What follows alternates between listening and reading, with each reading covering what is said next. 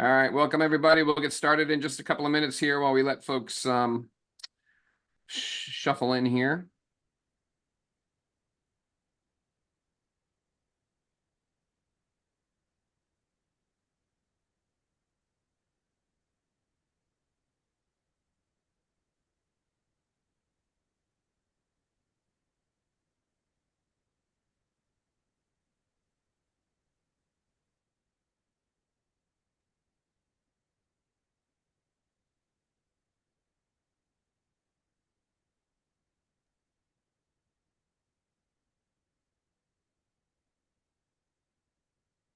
All right, getting there. Getting there, getting there. Just a minute or so and we'll get started.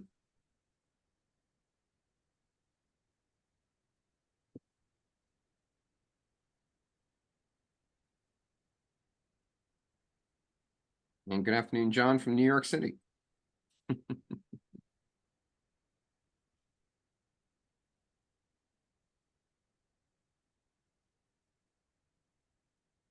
All right, let's get going. Good afternoon, everybody, and welcome to the ORCAS in Action ORC Summer Road Trip. I'm Kevin McMenamin, your host, and with me is my partner in organized retail crime, Jack Britton. Jack, how are we doing today? We're doing great. I couldn't find my shirt like that, but whatever. Yeah, that'll Good work. deal. That'll work. Yeah, for anybody who's wondering, well, who's the guy with Jack in the car? That was AI's version of me. That was about the 29th version of me, and that was the only one I couldn't find. I could find that wasn't offensive. So yeah, I thought he looked better than I did, so we went with it. So we're going to start out as we usually do with a big, huge thank you for our sponsors. As we tell you every time, without these guys, we would not be able to do these types of sessions, these types of education sessions. So we really appreciate the sponsors, and we really appreciate, you taking the time to learn just a little bit more about them. I'll tell you just a little bit about them right now. Sensormatic is our first sponsor today, and Sensormatic is on the forefront of loss prevention innovation that also delivers greater visibility into shrink and improves operational efficiency. Their innovative solutions are designed to help retailers protect their merchandise, prevent shrink, and fight the threats posed by retail crime while still delivering a frictionless experience for shoppers. Want to learn more? Visit their website at www.sensormatic.com. Next up, we have Hanwha Vision. Hanwha Vision is surveillance solutions built for retail. Hanwha Vision solutions combine total cybersecurity, AI analytics, and cloud-ready technology to help retailers strengthen loss prevention, increase shopper satisfaction, and enhance operational efficiency. Find out more by visiting hanwhavision.com. And last up is Gatekeeper Systems. Gatekeeper Systems PureCheck push-out theft prevention solution. And yes, I know it's a blue screen, but it's not going to be in a minute when I play the video. Gatekeeper Systems PureCheck push-out theft prevention solution is an innovative loss prevention technology that will disable a shopping cart at the retailer's exit if it hasn't met the criteria of a paid transaction. Apprehending the merchandise, the PureCheck solution eliminates the need for human confrontation, protecting people, products, and profits. Learn more at gatekeepersystems.com and by watching this really cool, cute little video.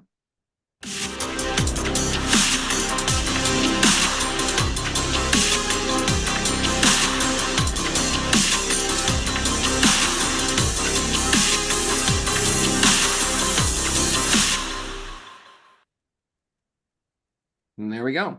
Also want to congratulate Gatekeeper Systems because they were our 2024 Solution Provider Innovator of the Year. So congratulations to Gatekeeper Systems. We actually have a couple of congratulations today for the Hall Awards. They were announced at NRF just a few weeks ago, and we're going to hear that a couple of times today because we had Gatekeeper was the Solution Provider Innovator, and we've also got a few other folks to congratulate on this webinar today as well. If we're going to start first, though, with the big thank you to our education partner, the Loss Prevention Foundation. You qualify for 3 credits today if you are LPQ or LPC certified towards your continuing education credits. So please make sure you keep track of your attendance with this webinar and enter that into your profile so you can get your continuing education credits. There's a cool little QR code on the bottom right part of your screen. If you scan that, if you are not already subscribed to Loss Prevention Magazine, well, you should be. and it's free. So scan the QR code, get registered, or go to losspreventionmedia.com and sign up today. You can get the print magazine sent to your house or to your place of business for absolutely FREE free. And you can sign up for our digital solutions as well. For law enforcement that's on the call today, we got a lot of ORCA partners on the call today. And just to make sure that everyone is aware, if you are not already, that we have law enforcement scholarships available for you and for your whole department. I've got a ton of them. So please, if you would like free access to the Recognizing ORC and Responding to Retail Theft course, it's a great interactive course online, and it is available for FREE free. So please reach out to me, Kevin M at learnitmedia.com. I'll get you hooked up.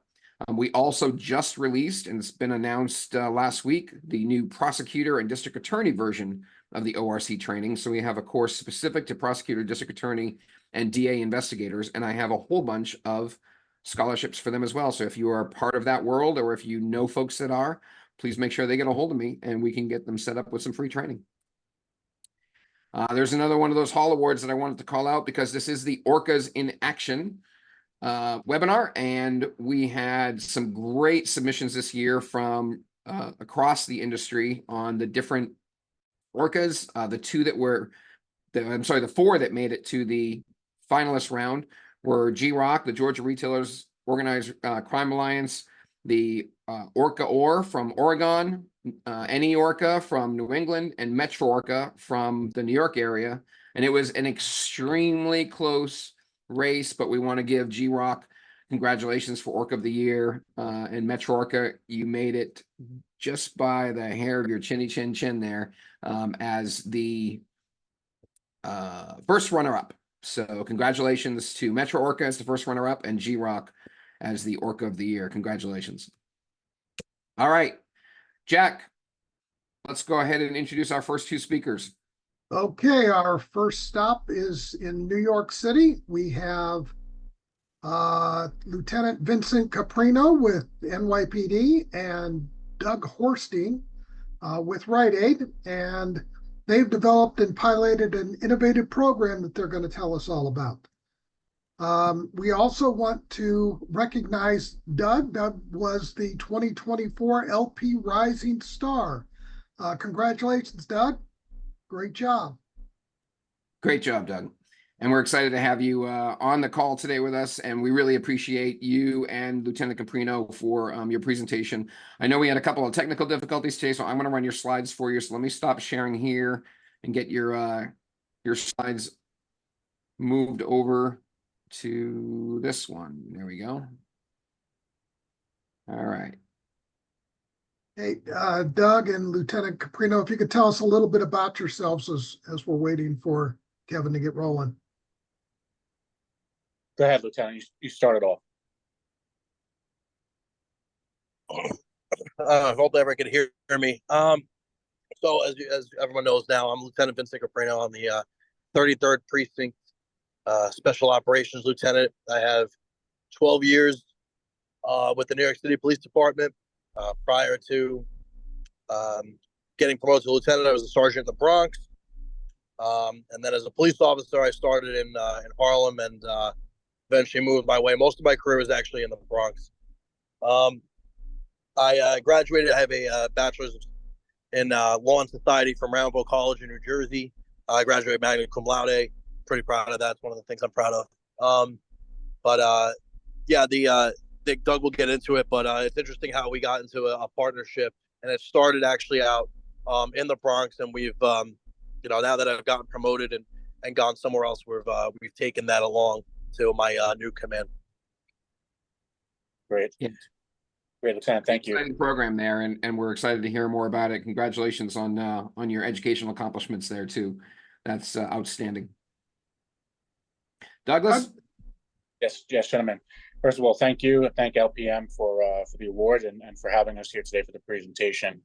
I started with Rite Aid about 3 years ago as a asset protection lead, and got promoted to an organized retail crime manager, law enforcement liaison. I've been with them approximately 3 years. Prior to that, security manager for a hospital out in Westchester County.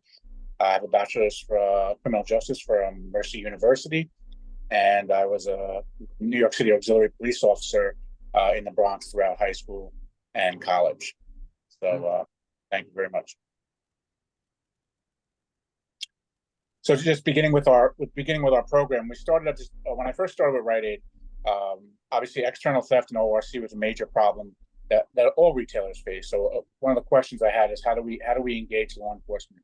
How do we get them involved? Because without law enforcement, asset protection, we really can't do much. We're limited in our scope. So I had met with a couple of officers, detective and Lieutenant Caprino from the Bronx, and I explained the situations that we were having, the difficulties that we were going through, and I asked for their assistance.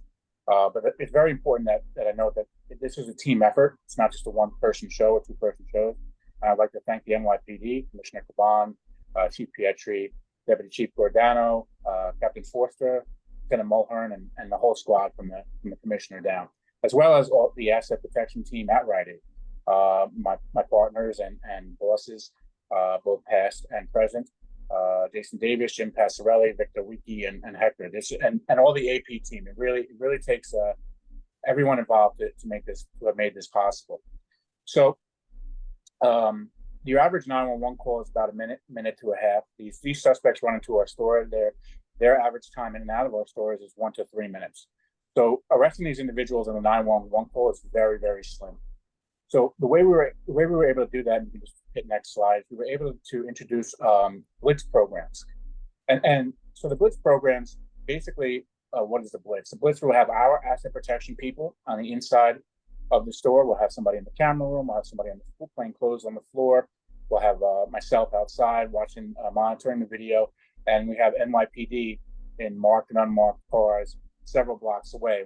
One point of contact with NYPD, and we would run the blitz operation during the most specific time, and I'll get into that later, how we determine what's the best time that we're going to run these operations. So we introduced blitz operation, just to give you some brief statistics overall, and in 3 years, we're almost at 7,000 arrests just in New York City with NYPD. We also have something called off-site arrests. And again, I'll go deeper into that, and you just see it on your screen now. Off-site arrests, what we've done is, with the help, again, of my ORC partners, both past and present, we've set up OneDrives with every command throughout New York City, where we're able to upload the video almost slightly in real time. So what we do is we work with the FIOs, Field Intelligence Officers, Detective Division, and we'll get an incident, and we'll upload that video. We're then they're able to instantly view it and ID that individual in the crime that they're responsible for, and then they'll go ahead and create what we call an off-site arrest, and they'll locate that individual and arrest them for the incidents that took place in the store. Next slide, please. So I spoke about what a blitz operation is. This is our KTR. So we currently use ThinkLP. So it's KTR short for known theft reports.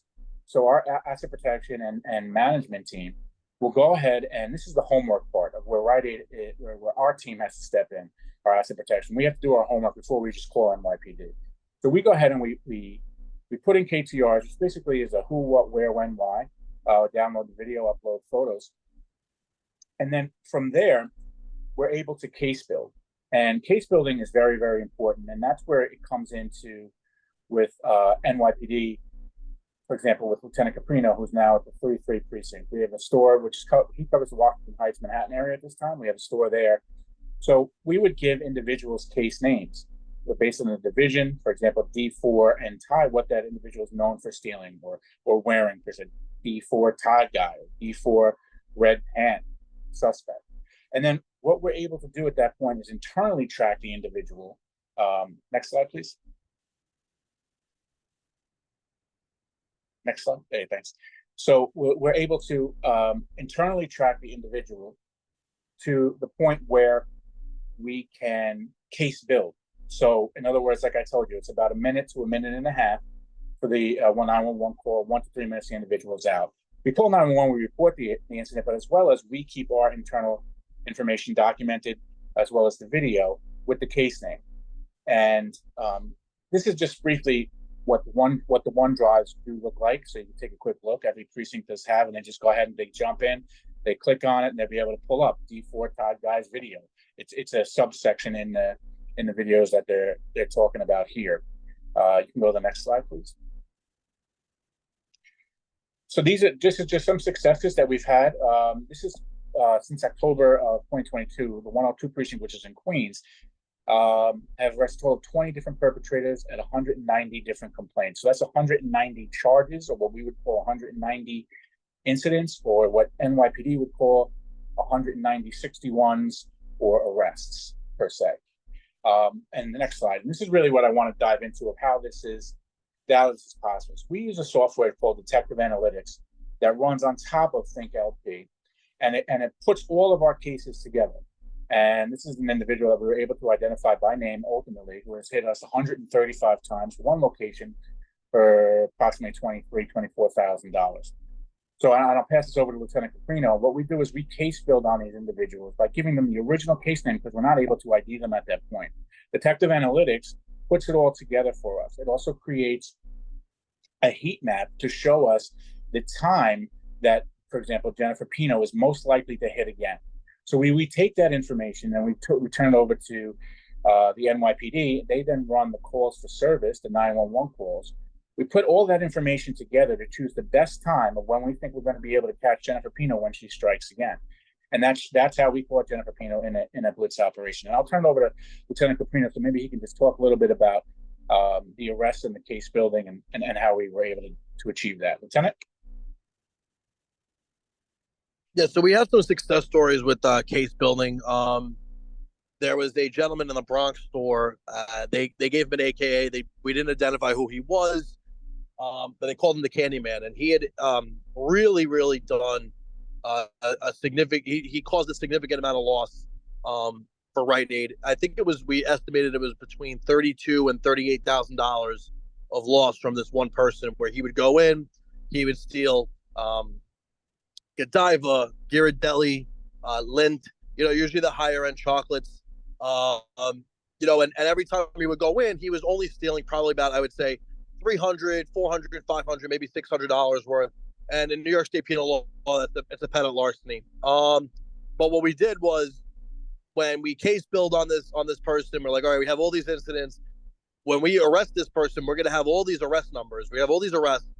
And when it came time for actually drawing up this case with the district attorney's offices, we didn't want 16 arraignments of pettit larceny or whatever the number was. We didn't want, let's say it was 20 times. We didn't want 20 arraignments of just pettit larceny. We wanted to have them draw this case up as a concurrent event and add up all of the loss. So now, instead of getting pettit larceny, which is an A misdemeanor in New York, we wanted, we really were looking for like D and C felonies. We were especially like grand larceny third degree, which is more than $3,000. And that at least will keep some of these people not being able to post bail, keeping them in jail for a bit, which then ultimately helps the store not have to deal with this person over and over again. Because what we've noticed is it's the same people. It's the same people coming in.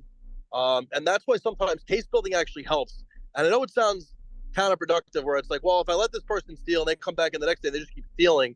But letting that build up, and then let's say getting to that $1,000 loss mark, or even for grand larceny third, has to be more than $3,000. So if we get over that, and granted you are taking those losses, that person now has a higher chance of maybe staying in, rather than getting them that one time, they get arrested for pettit larceny, they come back out and then just keep stealing.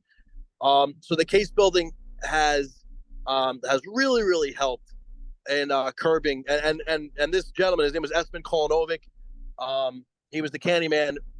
When we were able to grab him, he was in for quite some time. He was in for several months. He couldn't post bail, and they didn't. He had other pending charges as well from other unrelated cases. So we were at least able to stop this person from causing the thousands of dollars of loss. We had another one. We called him Fan Guy. His name is Femi Abusidi. He would go in and he would constantly take box fans, take like 3 or 4 at a time, and causing the store about, anywhere between $100, $200 a loss. But he did it I would say like 10 or 11 times. Once we got him, we were able to draw that up as grand larceny. We were able to make sure that this person was going to stay in. There would be some sort of repercussions for what he did, but also again help the store not have to deal with these repeat offenders. And that's the biggest issue that we have in the city is there is a group of people who are responsible for a good deal of our shoplifting. So like these the case building with Doug and Rite Aid. And the other thing too with this case building, once we arrest these people, now we have an actual name. We have their government name.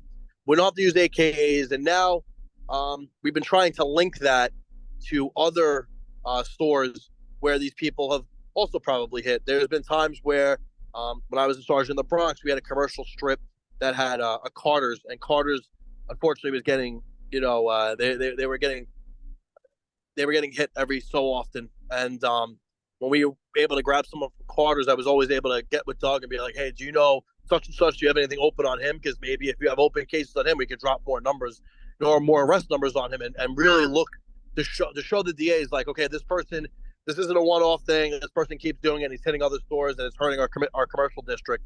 And the local business improvement district, they also like seeing that. They don't want to see stores closed. They don't want to see people out of work. Because at the end of the day, the people that are working in these stores are the people within the community than which I police. But yeah, the case building has been excellent, and we really want to see other retailers kind of take this as take this model and kind of work it to what works best for them and something that fits for them, because I think it would help in larger cities like New York, Los Angeles, Chicago, Philadelphia, just as some examples. Thank you, Lieutenant. So next slide, please.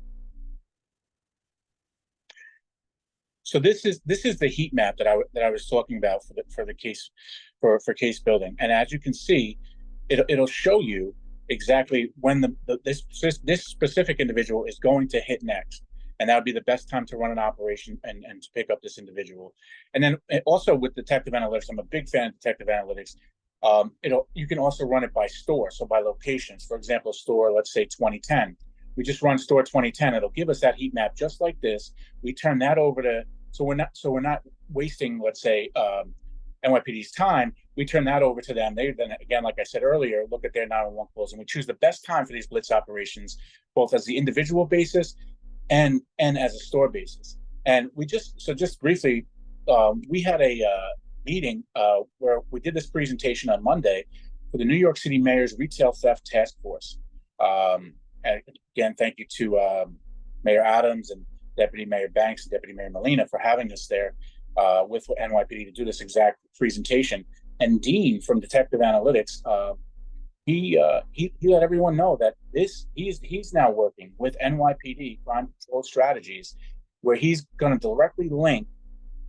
He's opening up to retailers at no cost and to NYPD at no cost. So he'll be able to directly link and pull your software and your data straight through to NYPD crime control strategies, and he's working with the Real-Time Crime Center, and they'll be able to look at it, and it really opens the door to the amount of charges an individual will now be able to law enforcement will be able to charge them with. For example, once this gets, the wheels are in motion, but once this picks up, if you're doing an operation, if we do joint operations, which we currently do sometimes with CVS and Walgreens, we'll have 5 open incidents on Candy Guy or S-Man, and the same people are hitting them. They'll have another 5 open incidents, and CVS and Walgreens might have another. So that's 15. NYPD might only know about like maybe 5 or 6 of that 15, because Lieutenant Caprino could speak to it. A large percentage of these crimes are not reported. But now when we have that individual in custody from running a blitz operation, he can be charged with every single one of all of those retailers' incidents by combining it by Detective NYPD having access to Detective Analytics. So that's a huge, huge, huge step, I think, for ORC throughout New York City, and I think we're going to see a major, major difference in there. So this also shows you. I'll show you the next Detective Analytics will show you the next stores in the area that to be on lookout. So when we create bolos and issue them to these stores and let them know, hey, this individual has hit a store local to you, they might be coming into you next. And that also helps us case build. So we don't just get the one individual at the store. We know that they're hitting other stores, create the same name. And then once we have that individual in custody, like the lieutenant said, we can contact the specific precincts into which that other person hit, and they'll be able to drop those charges on that individual as well. Next slide, please. So these are our most recent numbers from NYPD crime control strategies. And as you can see, we basically focus on the larcenies, pet larceny, grand larcenies, and burglaries. And we'll be, they started in their stats going up until today, up until actually a couple of weeks ago.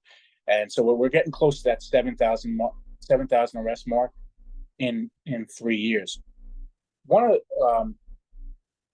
the things I want to talk about is bridging the gap. When I first started with Rite Aid, I believe there was not just Rite Aid, in retail and whole, there's a gap between law enforcement and Rite Aid. Law enforcement speaks one language, retail speaks another language, and really we have to combine those two languages and get everyone to work together on the same page. So what I did was I started by asking the store managers and such, like, what difficulties are you having with law enforcement? And they would say they never show up. They show up 2 hours late. And it's not really law enforcement's fault, because on their end, it's a low priority crime and they're in very busy districts. But I also went to NYPD and I said, what are some issues you have with retailers? And they said they won't file reports. They don't want to press charges. And then I went to the district attorney's office and they kind of said, well, we can't get a hold of the managers. We can't get anyone to get video. So a lot of part of what I did was had to bridge that gap and meet and put everybody on the same playing field. So that way we could make everybody happy. And through following through with these individuals and case building and sending and getting the video that's necessary and working hand in hand with NYPD on a daily basis shows we were able to achieve these numbers. And so now that I believe that gap is bridged, because we have, like Lieutenant Caprino calling, that's the candy man. That's the can. We just recently got at our store in Washington Heights, the pistachio guy, which I think we were able to charge him with 11 incidents in total from hitting. And now we have his real name and so forth. So that way, when he comes back and we're able to share that specific information with other ORCMs and retailers that we work with, when he comes back, we now have his name and we can put his name on the police report. So that way he's automatically identified. And Lieutenant, can you just share on how that would work moving forward once we have them identified? Yeah, once we have them identified, it's much easier. For the whoever's investigating. Now, here's the thing. It's hard when you don't know who these people are. We have you can imagine it's the city of New York. The caseload is in some precincts, very, very high. And it's easier when you kind of know who it is, right? Because now, especially with my police officers that work for me, if we know who it is, we we're like, oh, that's such and such.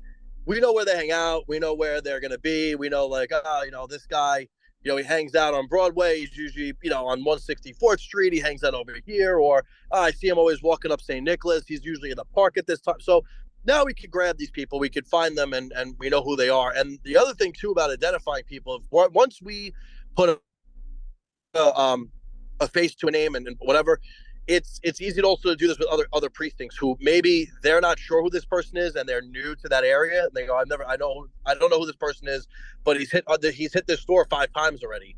When we network and we're getting better with that with these programs that are coming out, it's now we can go, oh yeah, he hits the 5-0, and that's Victor Gaspar or whatever.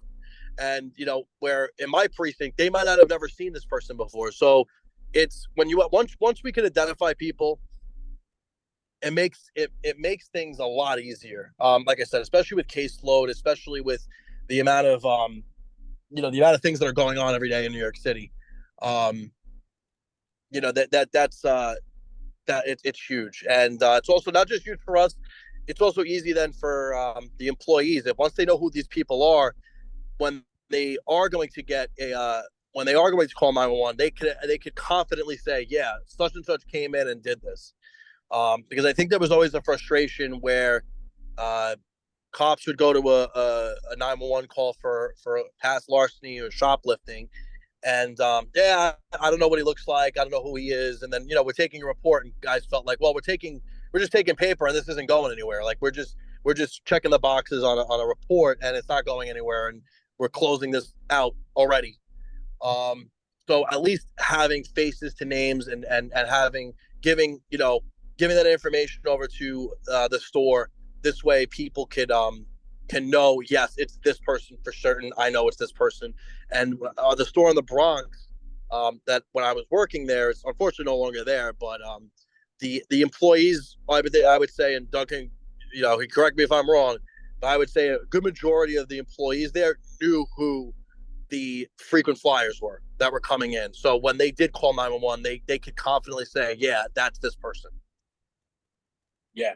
Yes, absolutely. And then, so that, like I said, it goes back to that time period. That person's already long gone, but now the officers know exactly who they are. So that when they fill out that 61, that police report, they put his name on it, and now they can go pick him up and charge him with the crime accordingly. Next slide, please. This is a one of our success stories, and this is where I would like to talk about and touch base with the trespass program. So our legal department drew up a trespass notice that once the officers place these individuals in arrest from either an offsite in custody from an offsite arrest or from a blitz operation, they can serve them with a trespass notice, and basically it's barring them. I'm sure everyone knows what it is. It's barring them from coming back to the store. Unfortunately, a lot of these individuals don't. That doesn't matter to them. They sign the trespass form or they don't sign it. That doesn't matter either. It's on body camera. Like this individual here, Roberto Santiago, he had trespass notice where the detective actually went. He stole from us. He went back. He went sick. He went to the hospital, and the detective had him sign the trespass notice while he was sick, and he still came back. Right as soon as he was released from the hospital, he still came back. But at that point, we're able to up the charge to burglary, which makes it a felony. Which the district attorneys have been very supportive in holding them in and in requesting bail, which gives us a breather while we continue to present and get all of our evidence ready for putting him away for good. And this is one example. This gentleman actually, he was sentenced to a year in jail strictly from theft from Rite Aid, which is really unheard of, especially in New York with the bail reform laws. But he was sentenced, and I think he did whatever it is, 9 months or so forth. He came out. He has not been back to the store. And next slide, please. This is another success story. This is Augustin Salinas. This is one of the individuals that we've caught doing the off-site arrest program, the OneDrive, where we work closely with the 102 precinct out in Queens. And this individual went out. He stole. Case built on him. They went and they picked him up. He was in jail. He did jail time. He came with this story. He came back. He came out, and we still had open numbers on him. We were able to dig deeper and find that he was responsible for even more incidents that he wasn't charged with Rite Aid.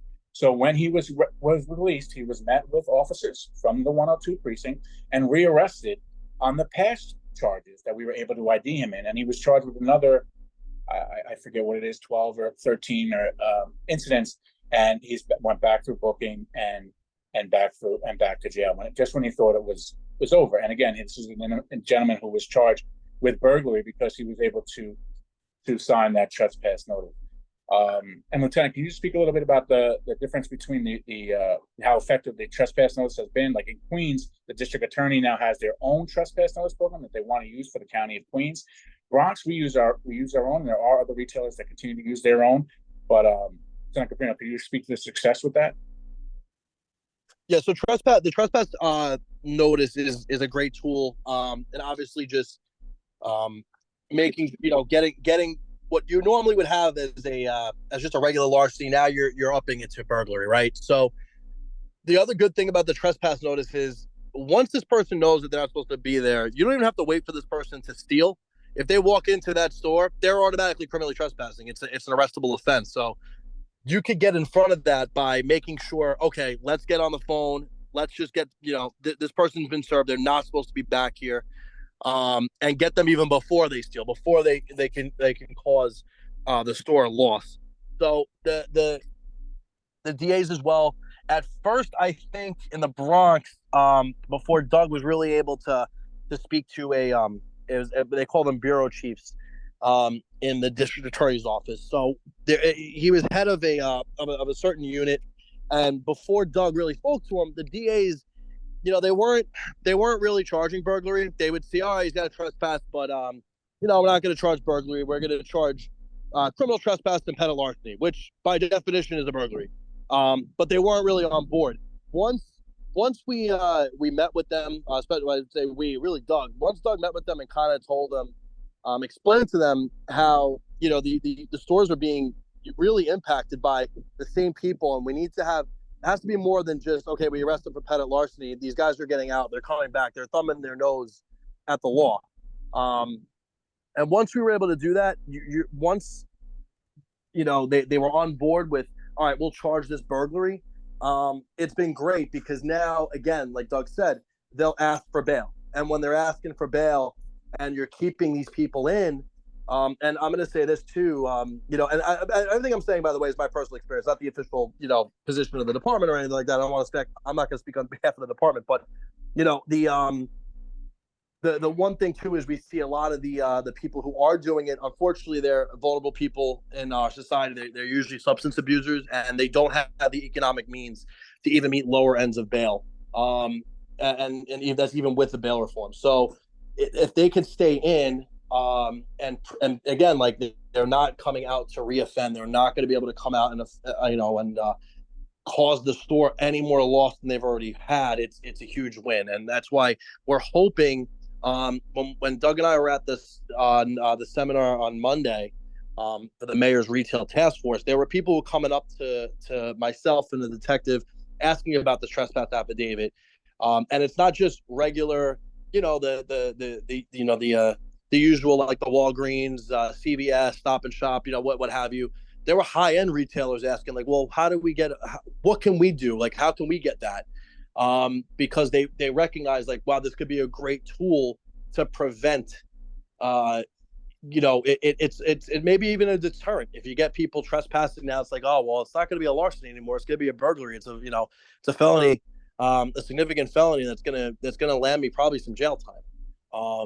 So it's a very important thing, and I implore retailers to look into look into the law department to come up with something where when you do arrest people for with these crimes like shoplifting and such, that we can come up with the trespass notice, have them served with it, and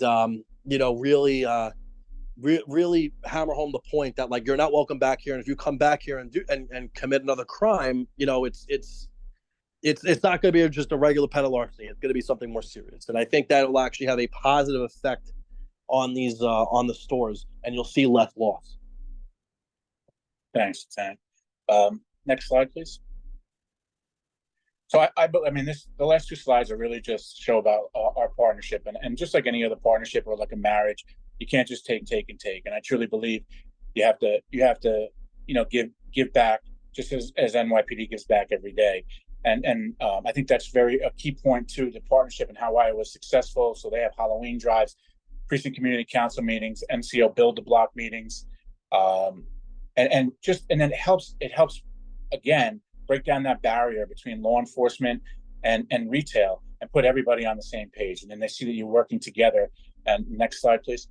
And the NYPD then go ahead and they have highlighted this, and we're on their Twitter pages.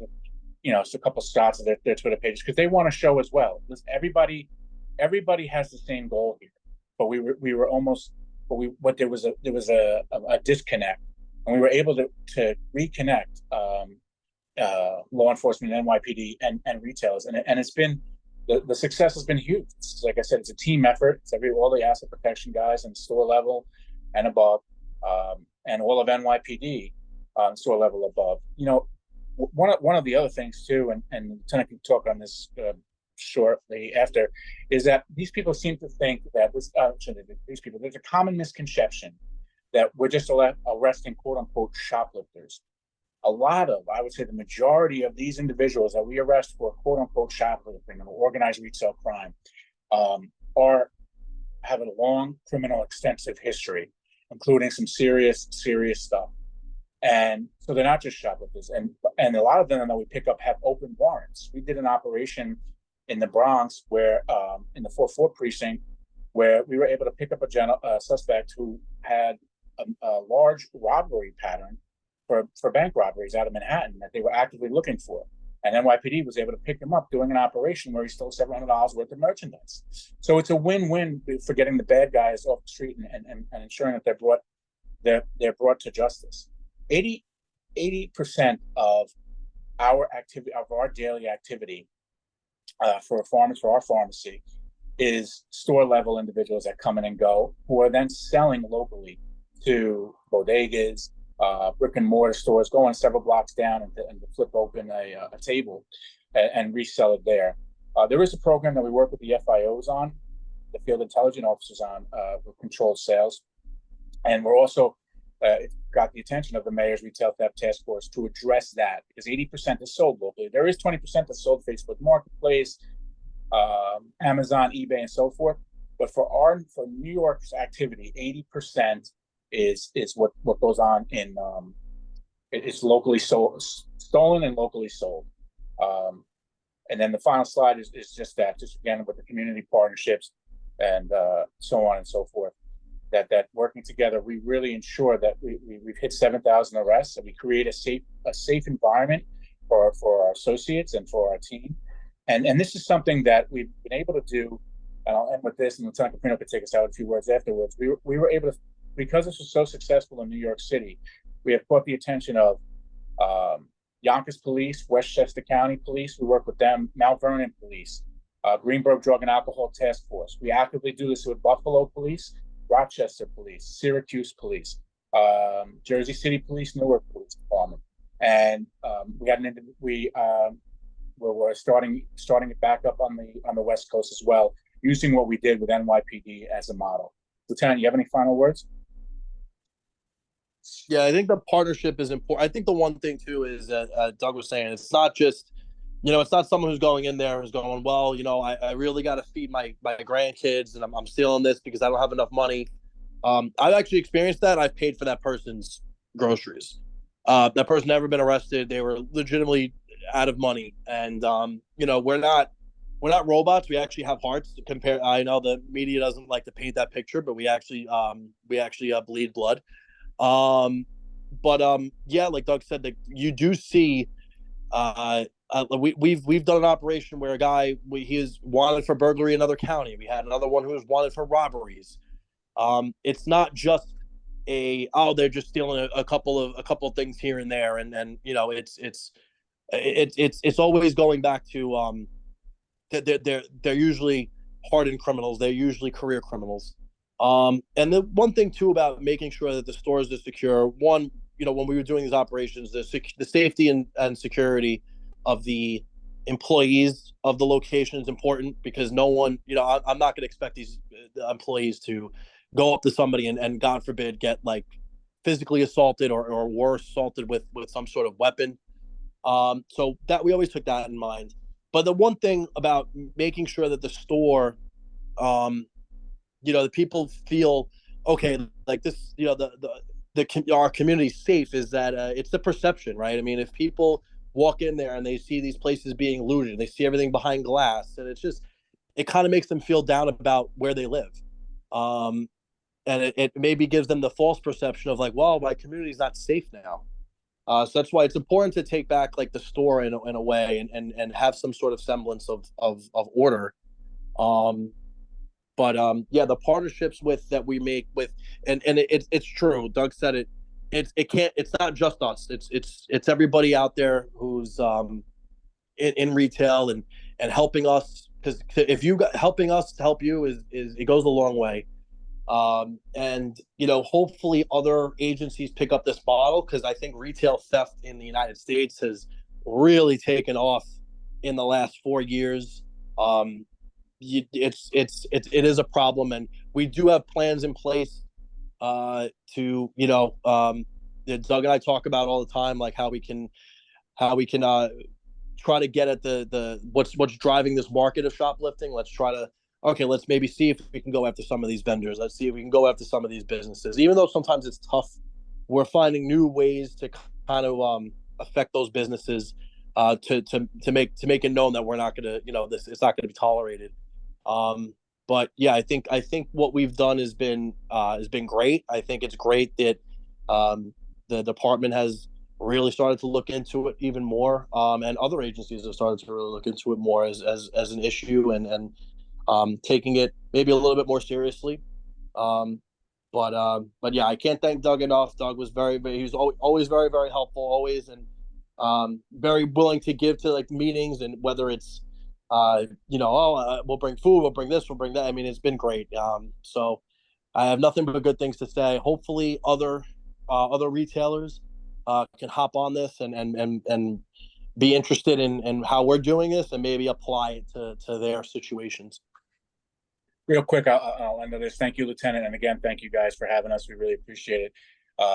If you can get a chance and reach out to Dean from Detective Analytics and get a part of this program, this initiative in New York to get on board with the NYPD, it's going to be huge. It's going to be huge, and we're going to be able to put the bad guys away for a long time. Thank you, guys. Excellent. Thanks, Doug. And thank you, Lieutenant Caprino.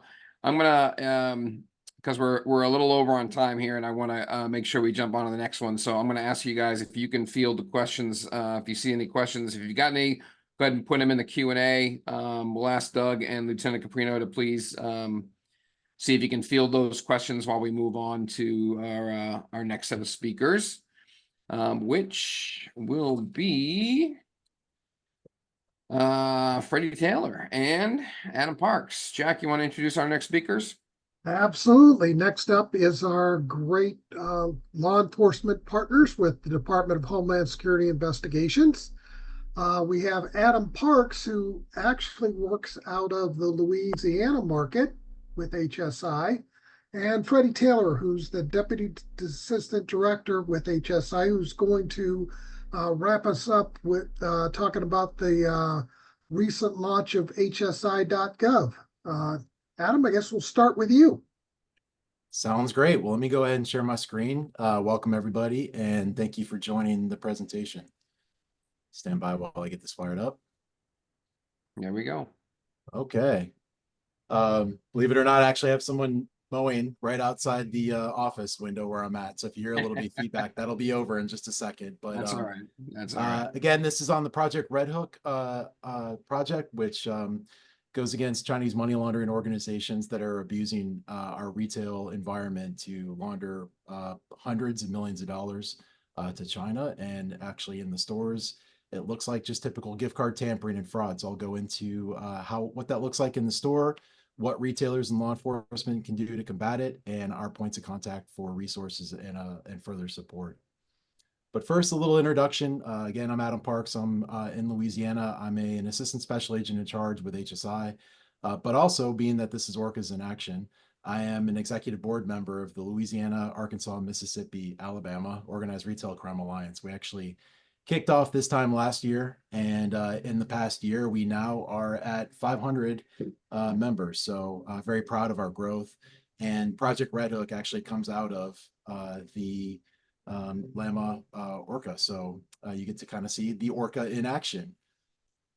But first, let's start. So Project Red Hook is an HSI-led enterprise-wide initiative. Although I'm coming to you from Louisiana, this is a national initiative, in fact, international. So we run it out of here in Baton Rouge, Louisiana, but we're coordinating with offices all across the country. We involve our domestic operations division at headquarters so that we can get support from all of our fellow offices around the country, as well as our financial fraud division and our national security division, because of the connections with China. So when it's important to take a look at this, that when we think about organized retail crime, obviously in certain areas, that might be 2 or more people working together, maybe potentially crossing state lines. What we're seeing with Project Red Hook and gift card tampering in particular is hundreds of people, primarily Chinese nationals, involved in this activity. And not only has it occurred in every state, but it's obviously transnational. The product that they're acquiring is going overseas to be sold in China where the value is extracted and sort of fuels a underground banking and black market financial exchange network. So it's important to kind of give that overview perspective so that you know what we're talking about. Project Red Hook activity has occurred in all 50 states. So if I were to show you a heat map, it's actually very hard to distinguish the different activity because it's so prevalent. In fact, if you were to overlay an interstate map over our heat map, and aligns very closely. So these crews run up and down the interstates. Wherever you are, you typically will have big box retailers off the interstate. They will prioritize those big box retailers to where they can get off the interstate quickly, go in to the retail environment, find the gift card mall, and they'll have 3 or 4 people in a car. One will come in, will take cards. Another one will come in, will put cards on the rack. They'll have 2 or 3 other people in the car that'll come in and keep doing it. And they will take cards. Primarily, they're going to be the Apple cards, the Visa Open Loop, and any retailer that sells product that's in demand in China. So that could be Nike, they could be Nordstrom, Macy's, sort of that high value kind of luxury goods, luxury items. So the scope, we kicked off Project Red Hook last December. So that's approximately 6 months ago. In 6 months, we've identified 201 subjects. Out of that, we've arrested 101 of them, and we have 30 active investigations, or 30 plus active investigations around the country. In fact, just yesterday, we crossed the 100 threshold. We had 2 arrests in Alabama that we helped facilitate, that HSI responded to the police there and supported the ongoing investigation. So we went from 99 to 101. So happy that that happened right before I did that podcast. And scale, when we think about the actual cells that are doing this, I'm going to go in a few minutes on the personas of the folks involved and kind of the roles that they play. But we monitored one cell in particular. We did some financial analysis, historical on their activity.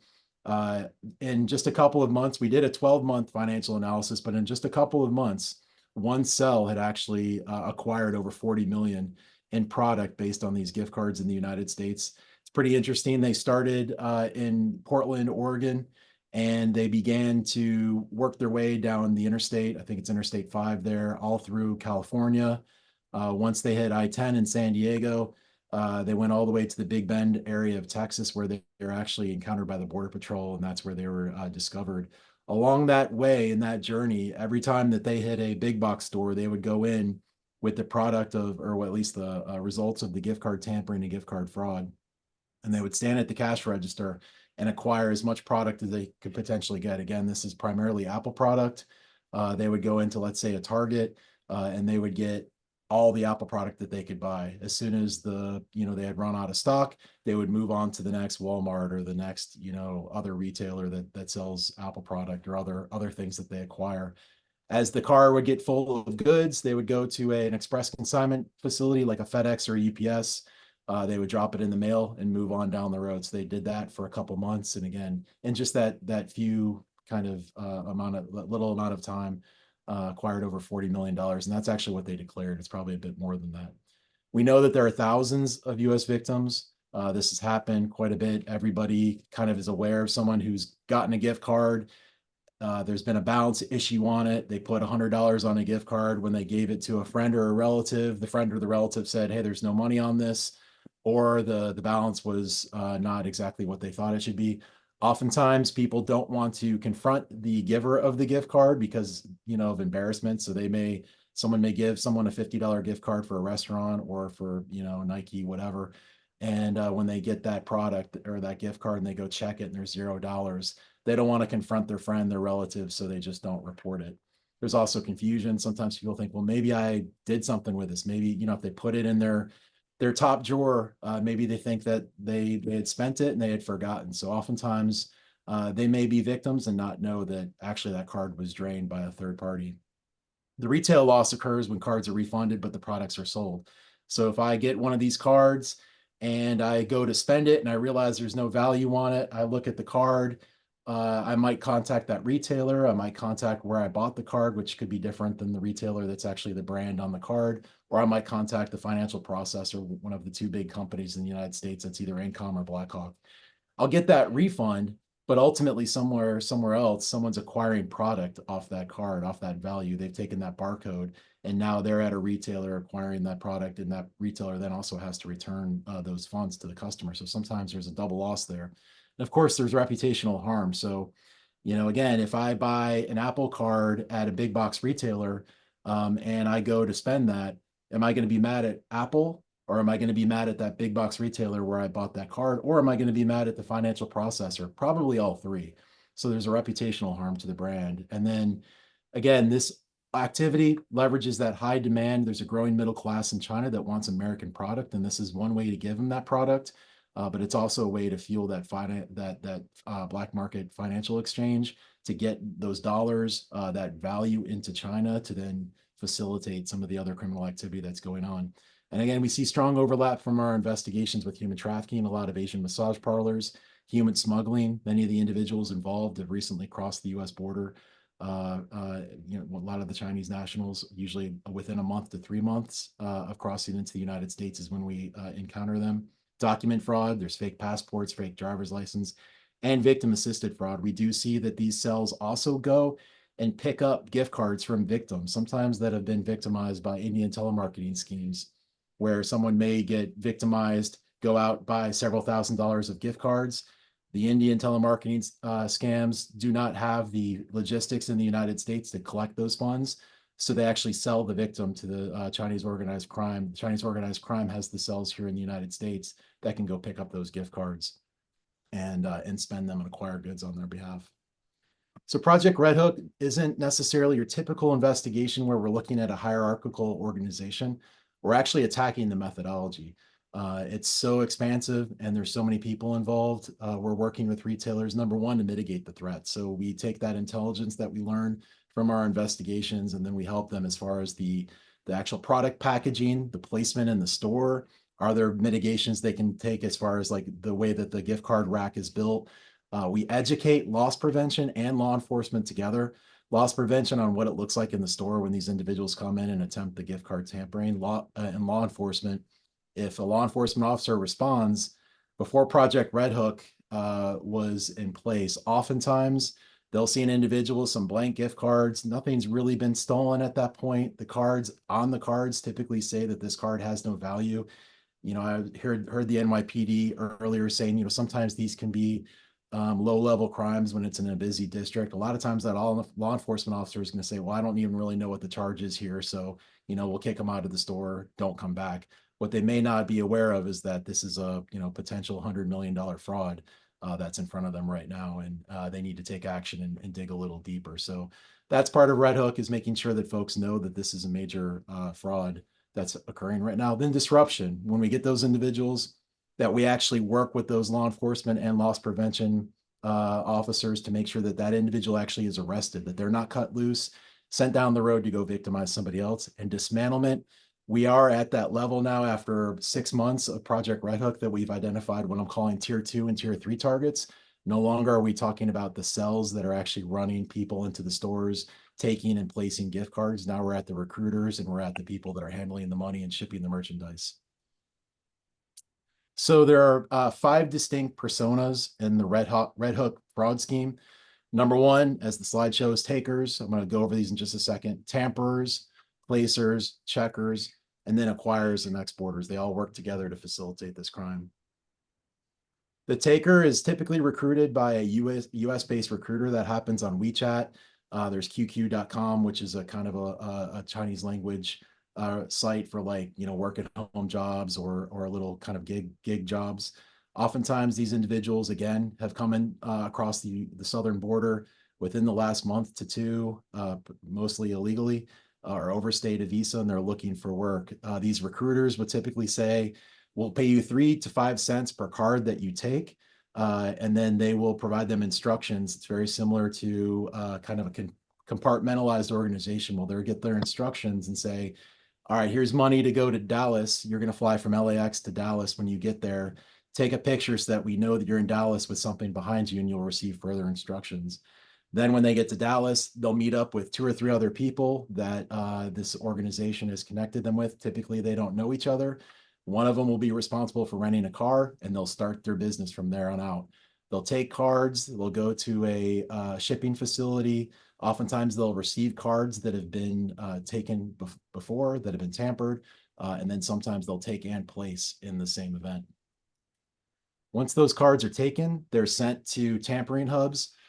We have found from our investigations that these are often Asian massage parlors. If you can look at the bottom right of your screen, you'll see cardboard boxes. Our law enforcement officers, when you encounter this on highway stops, oftentimes it'll be 3 to 4 Chinese nationals driving a car with a bunch of cardboard boxes in it. When you open up the cardboard boxes, there'll be thousands of gift cards there. Oftentimes they'll also be packaged in plastic with labeling on them exactly where they got the cards so that they know where to place them, because the retailers and the card issuers actually have geolocation controls around where those cards have to be activated. So they've adapted their methodology so that they don't run afoul of that. So they actually take so many cards that this is a pretty high volume activity, to where they will, if they're cutting the card using hot glue razor blades and they mess it up, they'll just trash the card. They don't want cards back on the rack that look clearly tampered with. So once they get a good card, they put that in the stack to go back to the store, and they send that back to the placers. You'll recognize this picture from the first picture, because oftentimes the taker and the placer are the same person. It's not always the case, but oftentimes they are. In this picture, this individual has a crossbody on. That's where he's taking the cards and placing them. Another individual will walk in, usually with like a puffer jacket, a crossbody, a fanny pack, a heavy bag, etc. And they'll go and either return cards or take more. Just like your good merchandiser, they're going to put them at eye level. They're going to make sure that there's any competing cards. They're going to readjust them on the rack and move them around. Then once the unsuspecting consumer actually grabs one of those tampered cards and puts funds on it, there's a network of balance checkers that are working behind the scenes from that field intelligence they get from these cells.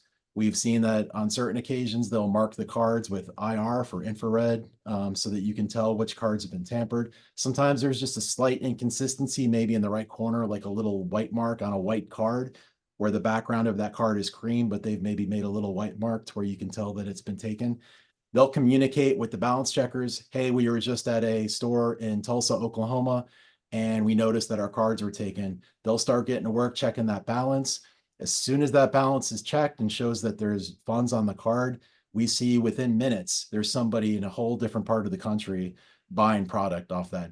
And when they do, these are the acquirers. When they do buy the product, they will stand there at the counter, at the checkout counter. Oftentimes it'll be barcodes on a phone. They'll go through, they might have 30 barcodes, maybe even more, of images of barcodes that they'll sit there and scan. They'll make transactions, $5,000 to $15,000 in a single transaction, and then they will acquire that product, and then they will ship it abroad. This was an HSI investigation that just has cleared the press, so we're free to talk about it. But this was an interdiction of one of those acquiring networks where they had stockpiled product and were getting ready to ship it. We see that in the Northeast, that's the primarily hub for acquisition, and New Hampshire in particular, because there's no sales tax. They like to go acquire their product in New Hampshire. So this is just a picture of one of the lists. Like I said, we've got over 200 targets. We've arrested 101 of them. And the way that we've done that is by working with retailers through Project Red Hook. So I encourage you to take down this email address to send any leads that you have related to Red Hook. If you have individuals in your store that are engaged in Red Hook fraud and you've identified them, send them on our way. If you have law enforcement responding and you need an HSI agent to walk them through what the background of this crime is and some of the intelligence, feel free to give us a call on that number. If you have other gift card fraud, we have the National Lead Development Center, which is the address right there. You're more than welcome to report any other gift card fraud or any other retail financial crime through that email address. And I think we'll do questions later, but I'll go ahead and pass it over to Freddie. All right, thank you, sir. Let me share my screen.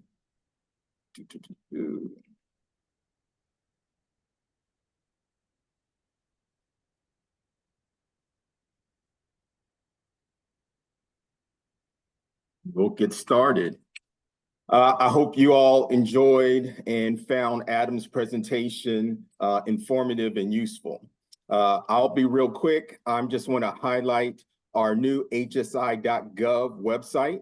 We recently reimagined it to focus more on our investigative authorities, roles, and responsibilities. And in the interest of time, I'll only hit 4 quick points. And the first point I would like to highlight is our website, hsi.gov. All you got to do is type it in and it will take you straight to our website.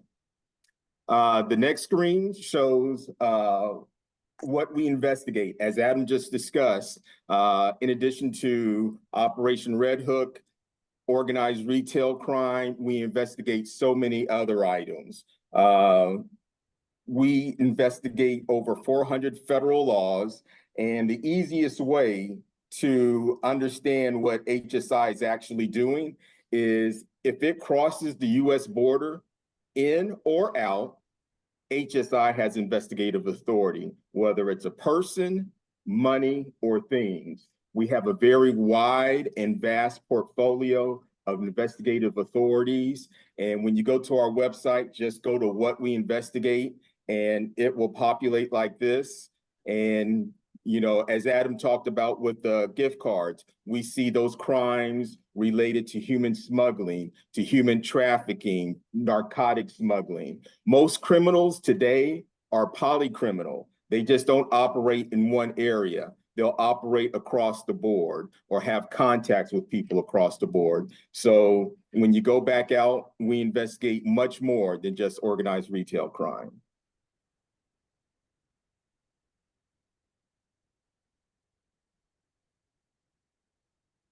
All right, the next one I want to hit for you is how to contact us.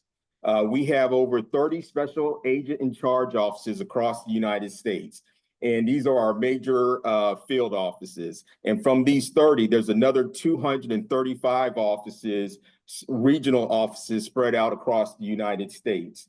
So if you need to reach out to us for whatever reason, whether it's organized retail crime, you have information on another type of crime, you need help, you want information, whatever it is, you can go to our website and we will help you contact our local domestic office. In addition, on the same website, it will give you information that will lead to our international offices. We actually have 94 locations across the globe outside the United States. So if you have information, a criminal activity, suspicious activity that's being exported out of the country or is occurring in another country, and you think it may have an impact on the United States, please contact one of our domestic offices or our international offices. Hey, Freddie, you want to check the screen, the share screen? We're not seeing your screen on that. And Oh, there might be some stuff folks want to take down. okay. Please stand by. Yeah. Just try that share screen again. And after it comes up, make sure you hit share in the bottom right corner.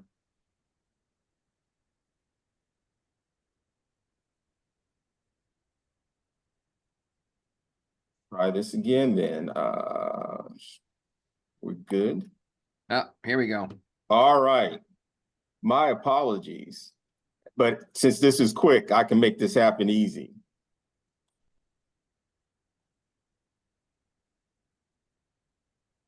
Yeah, just take your PowerPoint and go full screen. There you go. So we don't have it perfect. There we go. All right, there it is, hsi.gov. You got it? It's Got it. easy. You can't miss it. And what we investigated, so this is what I was talking about. You see it, child exploitation, cultural property, art, antiquities, weapons trafficking, wildlife trafficking, labor exploitation. Like I said, we investigate over 400 federal laws, and basically our authorities, anything that comes into the United States or crosses the border leaving the United States, we have investigative authority. People, money, things. And here's our domestic offices. Like I said, we have over 30 of them, 235 regional offices across the United States, 94 offices overseas. If you have a need to contact us, come to our website. It will make it easy for you to find us. Next, submitting a tip. This is one of the most important things. This is my last point. You can submit a tip on any type of suspicious, or criminal activity that falls into one of our investigative areas, and your tips are instrumental to assisting our special agents in identifying and combating criminal activity that impacts our national and economic security. And then the last slide, once again, oh, went too far. Last slide is hsi.gov. Once again, just want to make sure you got that. And I thank you for your time. And since I know I went quick, if there was any questions for Adam, please feel free. Yeah, any questions for Adam or for Freddie? Thank you both very much. If you guys want to, if you stop sharing, Freddie, and then if there's any Q&A, throw them in the Q&A. We'll ask Adam and Freddie to respond through the Q&A function. And I will jump into our next, we have a quick speaker here before we jump on to Sergeant Hicks.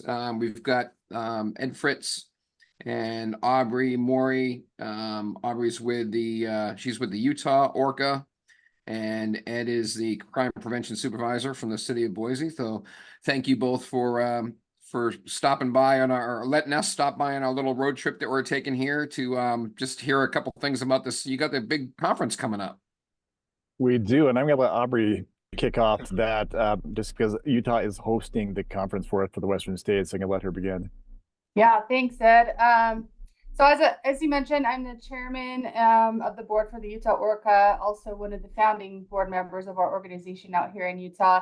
Really excited for the opportunity to be on a call with each of you today and share a little bit about our Western States ORC conference.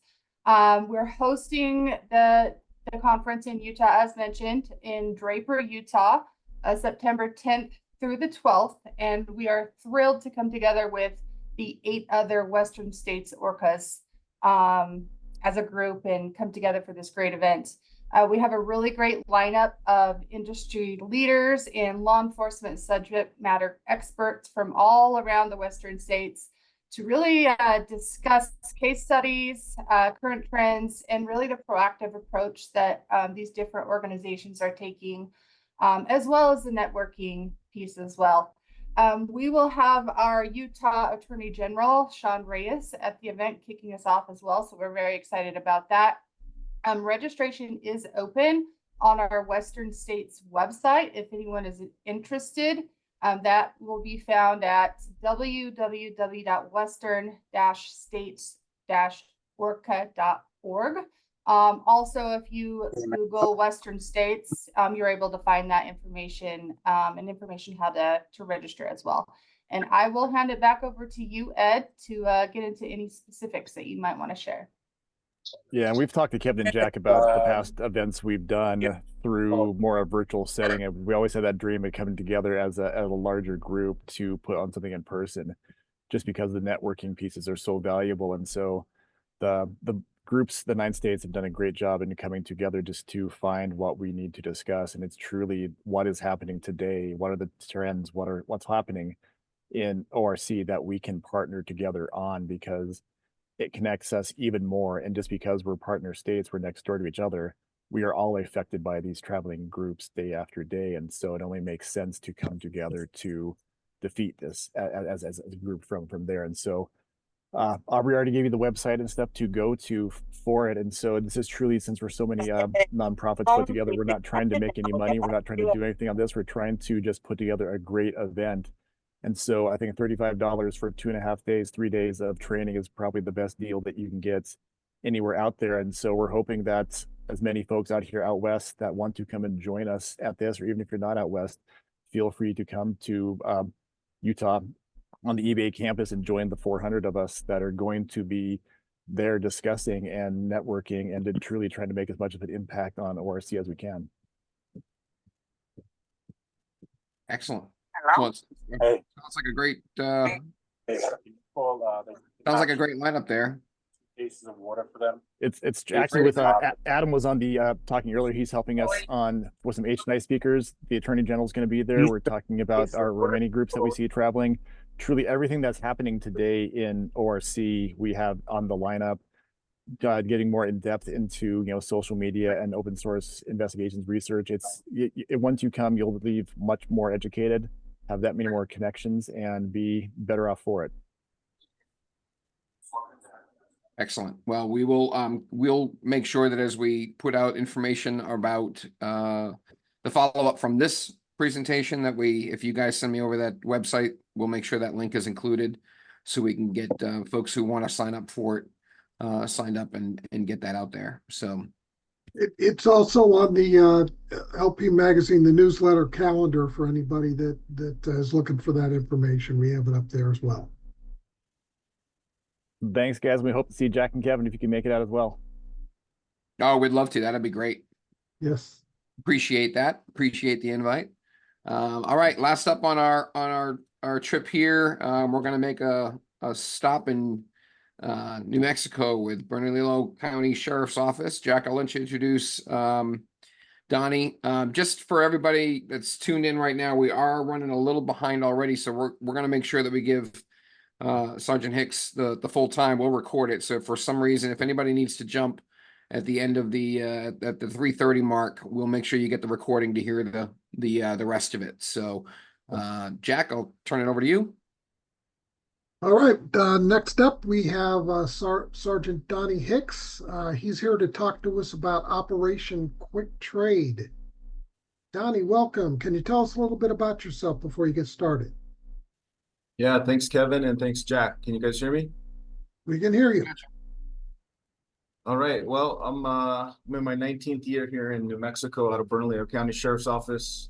I've been through several divisions and kind of settled in here as a supervisor in organized crime and property crimes, which are closely related. So we started this unit actually last year in February, and over time, we've actually been able to develop a method to be able to combat this new trend of organized crime since the kickoff in COVID. So I'm glad to share the investigation with you. The only thing is it is still an active investigation. So everybody knows there's some things I can't really say, and I'll give you as much as I can and maybe even more offline. Like I said, one of the things that I did, and some of these other guys out of New York are doing it as well, and I really appreciate their presentation. The analysis is what really helped me get this unit going very quickly. And I used some old techniques from the gang world to kind of get involved in doing like site surveys and basically threat assessments, just transitioned over into what the retailers were experiencing and use some of the older experience that I have to kind of kick off this new and emerging organized retail theft unit. I am part of New Mexico ORCA. I'm on the board here, and we're going into our second year this year of having our conference. A quick disclaimer, everybody, this is just an active case, and it's being recorded. So be careful with what you share, because some of the things I'm going to say are industry sensitive. So just try to take care of those retailers and keep our strategy and tactics a little as safe as you can. This is just kind of what I want to talk about today. Kind of what was going on with the case, what strategy we used, how we used the tech and the analysis to kind of dismantle these guys and girls. I want to really highlight limitations and expectations, because that's one of the key things that both LE and loss prevention sites can benefit from, is what worked for us, just like New York. That's kicking off really well, and it's spread like wildfire. The comments are going off. I'll talk a little more about successes as well, and then obviously if anybody wants to get offline or send some questions, I welcome that. Basically what we did was an investigation from June of 2023 to April of 2024 involving an organized retail crime group who was actually racketeering the products. We had one fencer who only used 2 professional boosters, and those boosters would recruit people to help them gather as much in one incident as possible in order to really maximize the profit for themselves. Although that profit was pretty small for them, it ended up being excessive for the fencer. We were able to prove on camera $59,700 based on what I saw and what we were using analysis for, like some of the other agents and loss prevention personnel did. We were kind of able to estimate this was breaking $100,000, even though we couldn't prove it all. So although there were some media releases and stuff like that talking about the $100,000 threshold, we actually were only able to prove 59,000. So still a good case. But our victims in this were Victoria's Secret, Sephora, Ulta Beauty. They had 3 stores that were getting hit. TJ Maxx and Marshalls had 2 separate locations pretty close to each other. Our REI store, we only have 1 here. PetSmart, Macy's, Walmart, Target, Walgreens, these guys were just clearing them out. And it eventually ended up in us getting, these are actual surveillance photos of some of the lower end boosters. Some of them we only had names and they weren't really involved in enough for us to pursue them. But we were able to come up with this offender tree to help us and our retail partners kind of see how far it reached. And some of these individuals were involved, like I think the New York guys were talking about, they had some off-site incidents or off-site arrests. We would catch these guys as well during random operations at other facilities, stealing just as good. And we use that intel in our investigation. Now, initially, I'm going to answer this bottom question first. Like I said, using some of the stuff I did in gangs and SWAT and all of the tactics I had learned before, we really just applied all of that to the ORC problem. So we knew that we had to do a lot of surveillance and a lot of tracking of these guys to find the fence. The surveillance was important for a couple of reasons to me, and that's because 1, I wanted to identify them, and 2, I wanted to capture these events happening real time from the retailer to the fence so that I could prove in court that it wasn't just us following them, but it was us capturing photo evidence of them with product in different locations and how they were able to escape so quick.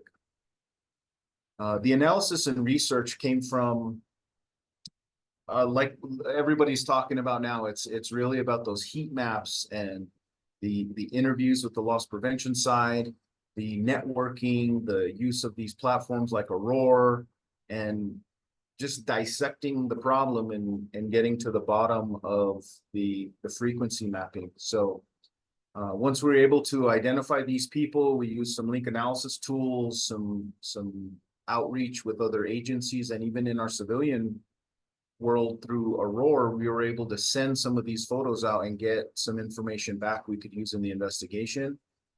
Maybe only as factors, but once we were able to validate those and use them, we would in the investigation anyway.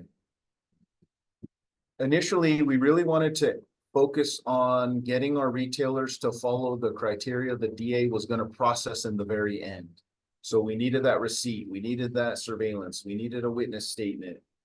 And although I don't know of any retailer that's comfortable releasing numbers, I use those numbers to write some of my tactical operations and justify bringing 25 people out on holiday pay on Thanksgiving so that we could get these, knock the top off of the crime.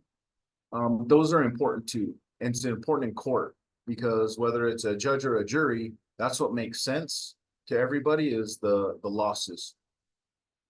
Especially because what drives our ORC here is fentanyl. A majority of the time it's fentanyl, not profit. It's really those drugs.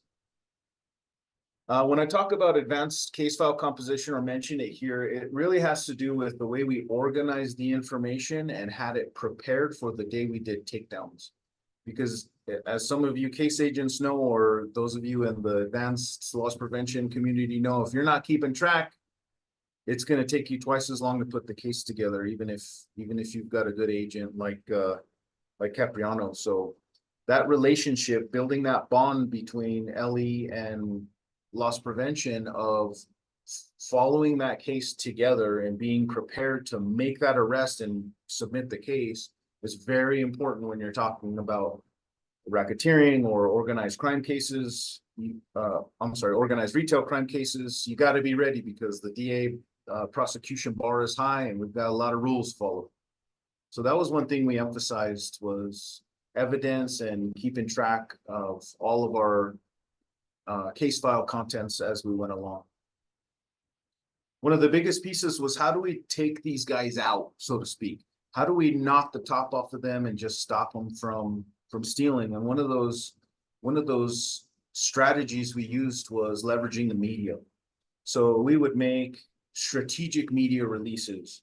Like, we didn't really talk about what we were doing in this case, but we talked about how we were taking action in our community. We showed pictures of our community members, our retailers.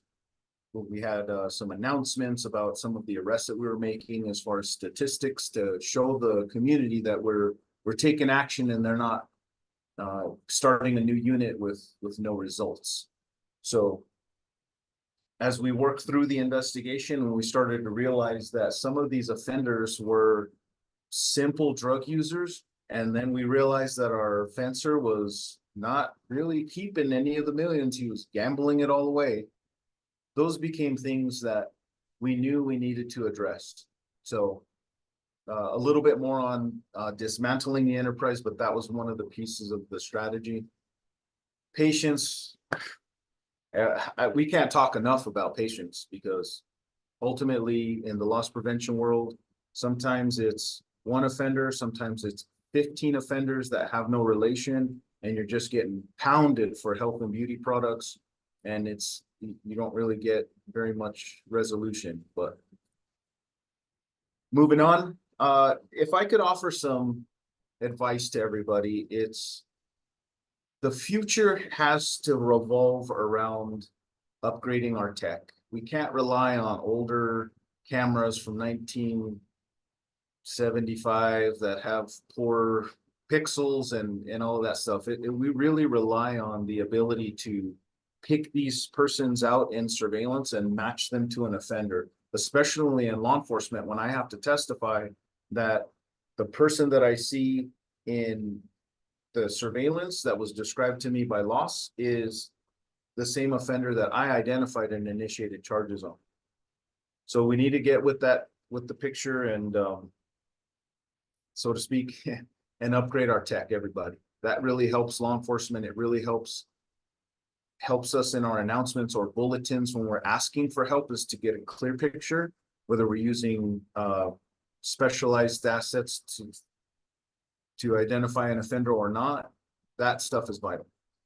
We use a lot of like ultra high definition covert surveillance tools and counter surveillance tools. Like this Insta360 tool is awesome. We were able to hide it, set it up, remote activate it, get a clear picture, get good evidence of these thefts occurring, and maybe even see some of the burglary tools they were using to defeat the anti-theft devices that were put on these items. And those cameras were on loan to us from some of the personnel that we worked very closely with. And that footage was great for evidentiary purposes, but awesome to teach with and to show others and train others. The GPS sensor stuff, we use some tracking technology in this case that really showed us where the product was going. And when you're doing a racketeering investigation, ultimately you want to prove that there's enterprise. One, that it's being used on one side, and two, it's being reintroduced to the public, so that you complete that circle of the financial aspect and are able to get that conviction based on the illicit profit. Not only did we use them on this guy's, we sold him some undercover product with some GPS, some high-tech GPS sensors. We put some GPS technology in and around his conveyances, and even used some other high-tech gadgets to be able to follow these guys and capture, like I said, capture evidence of the crimes occurring one-on-one, not a camera. It was us following them and us being able to testify that we saw the transaction happening. That became vital when it came to another portion of this that I'll talk about later. But for us in law enforcement or a witness to be able to say they witnessed the crime with their own eyes, not through a camera, it holds a little more weight. Again, I've said it several times, Aurora, Arapa, whatever platform you're using to share the information, the knowledge is power. So let's talk about limitations versus expectations, right? Before we talked about CCTV, a lot of times a business will ask, like, can you come help us? Yes, we can help you. And we go out and start looking at some of the surveillance, and the camera is 22 feet in the air and it's looking at the door, but it's 80 feet away. So there's no way for me to recognize that person, try to pick out some feature. I can maybe find them on the street.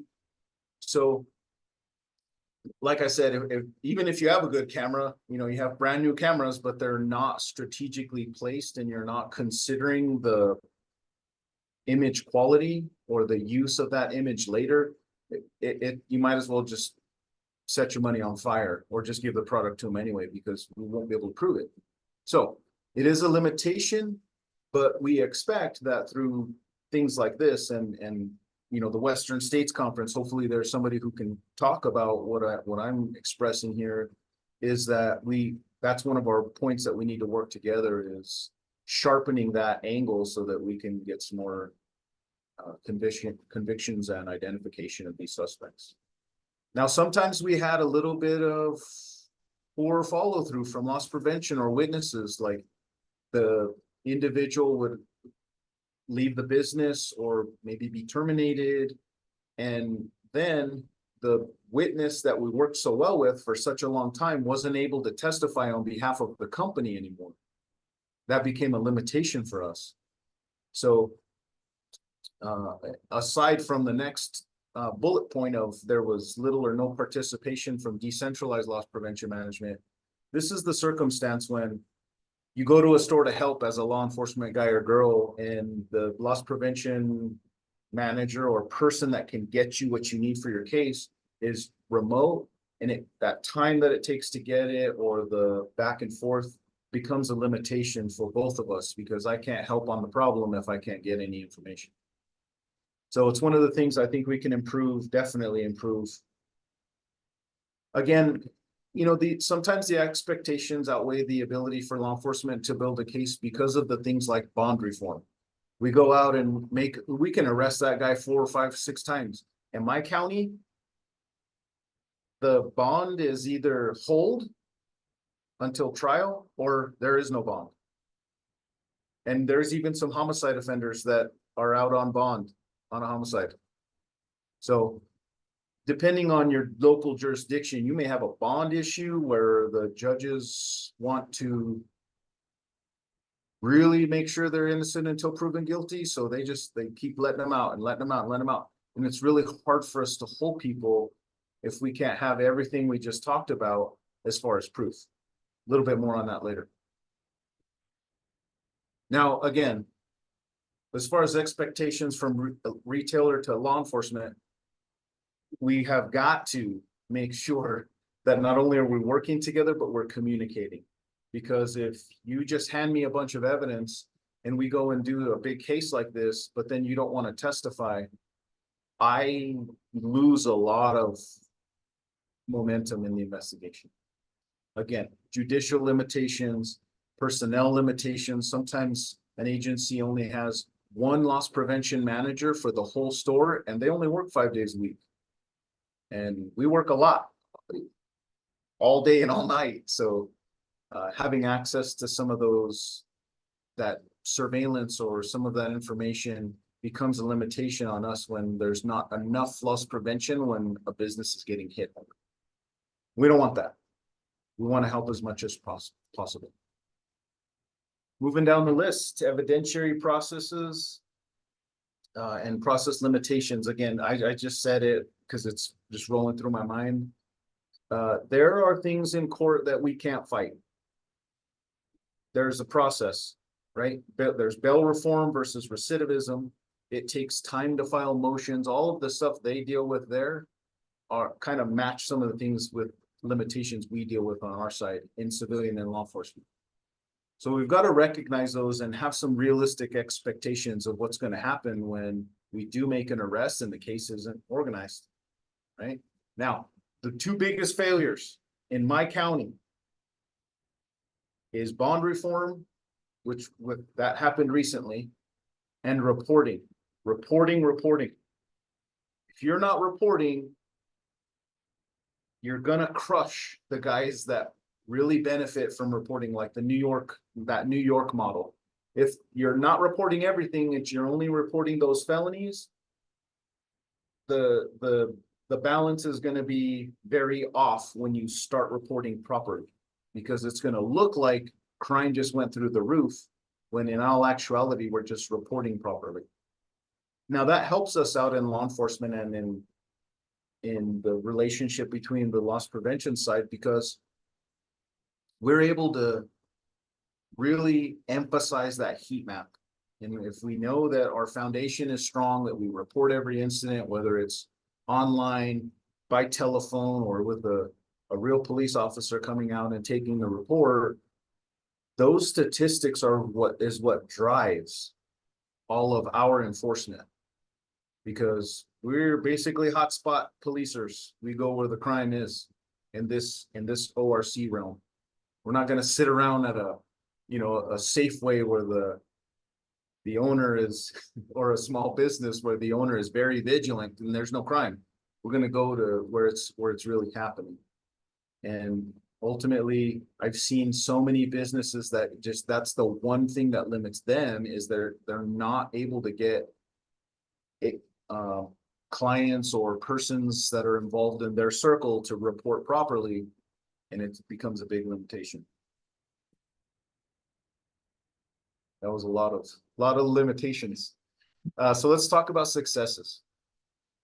Like everybody has said, the networking, communication, and the employment of these resources like Aurora, LPRC, Western States Conference, all of these communication hubs in a circle is what's going to be the future of policing this type of problem. And it may be even go towards, I've been saying this a little more, we may have a lot more civilian involvement in policing this in the future. Now, the positive participation and the dedication of those loss prevention personnel in the stores has been great. When they're able to see an arrest happen, and it's not only is it cool, but it's revitalizing for them, because they believe in the system again. They believe in the community, and they believe in us as cops coming back in and doing good things for the good people that pay for their stuff. Now, along with that, we did have a lot of latitude and support and commitment from all of the parties that were involved in my particular case specifically. And that helped us with being able to operate at different hours on weekends when it's that heat map is telling us we need to be there. Having the ability to just either adjust to that or get some money to pay for that overtime was key. That really helped. Additionally, my DA Bregman, was, very, very supportive, if not almost driving our commitment to these retailers, because he was so motivated to get us out there and help too. We had some positive results from the security of the information we were using, especially on Aurora. We were able to share information and teach some of these techniques to people, which was great. It really helped us to get everybody spun up. Like the guys from New York are. I hear all these, one of the guys was talking about, Doug was talking about how, there's all these departments they're working with. And then in the comments, I see people, hey, share that with me. That's perfect.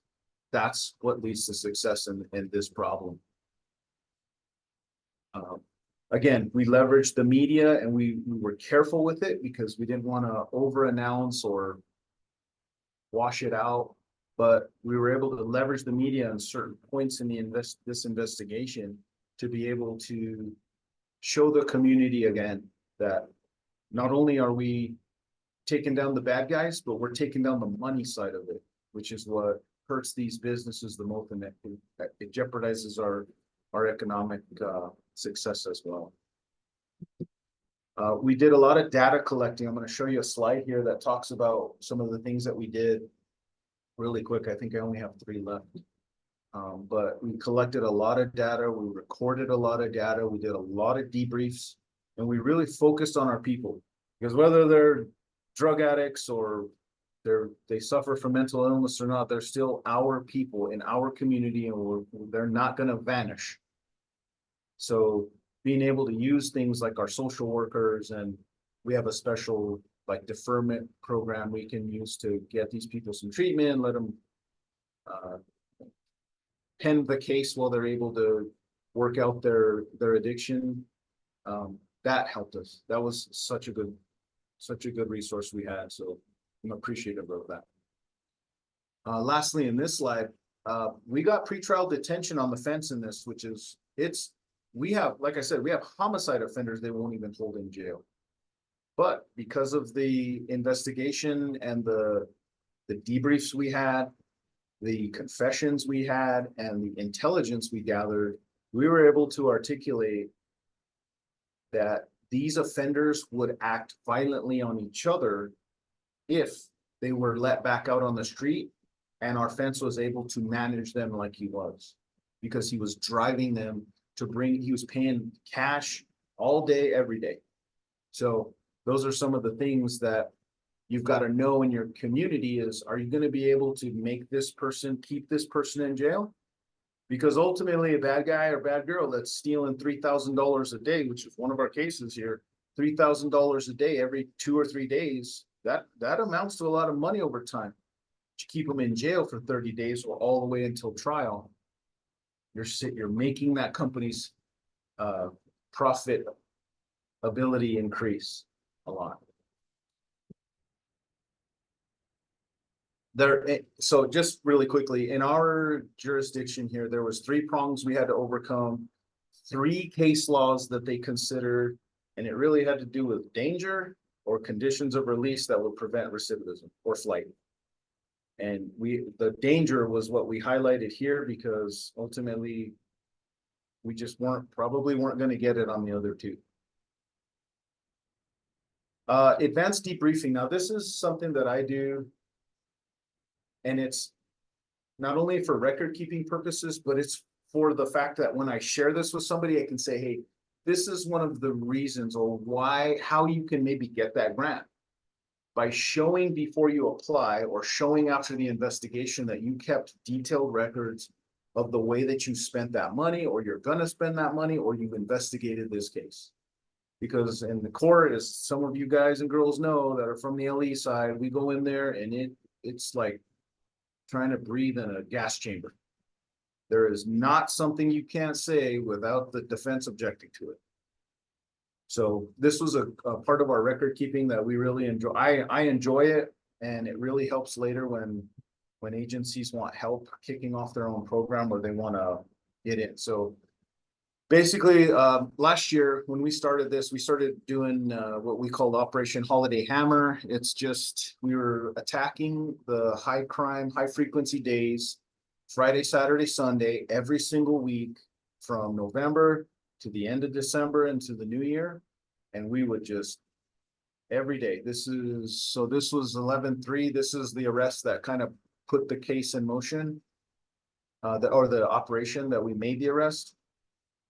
We were able to help some of these people. We were able to stop a sex offender, this guy Malcolm Alonzo, during an ORC operation. We stopped and actually caught this guy Malcolm Alonzo re-offending while we were on scene doing this operation. We actually got a conviction on him. He's doing some time. I went through some of each offender that we were arresting with a real photo from the arrest and gave a little information about them so that when we were reflecting on this later, we built a program later to teach racketeering investigations with an ORC emphasis and stuff like that. We're able to show like this is how you should be following these individuals so that you know everything about them and you can kind of contribute to that heat map.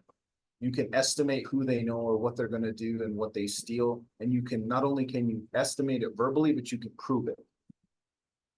And then in the end, obviously I give, an abstract, for an 8-hour op, this is a lot, but realistically, this is what helped us to solve this case. So in the end, just to share about, kind of in a roundabout way is basically what these individuals were doing was typical boosting, going to the fence, trading to the fence and going and buying drugs and going to sleep for 2 hours. Taking the free bus that our community pays for back to the mall, ripping all of them off or ripping off any of the other strip malls, going back down to our drug corridor, fencing the property and stealing all day long. Nobody wants to go there. There's certain individuals that have mastered the ability to operate in those environments. And I happen to not only have a good team, but our sister units happen to have a lot of my old SWAT guys. So, we didn't have a lot of hesitation to go in there and get in the face of these bad guys and bad girls.